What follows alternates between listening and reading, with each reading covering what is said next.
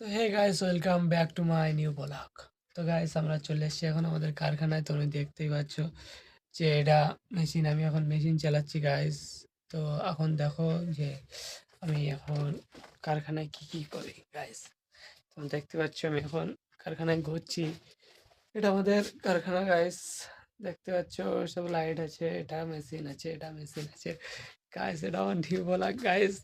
তোমরা দেখতে পাচ্ছ আমি কি আর কি নিউ ব্লগে আমি কি দেখাবো আর কি গাইস, আমি কুছ ভেবে পাচ্ছি না, তাই জন্য তোমাকে আমাদের মেশিন দেখাচ্ছি গাইস।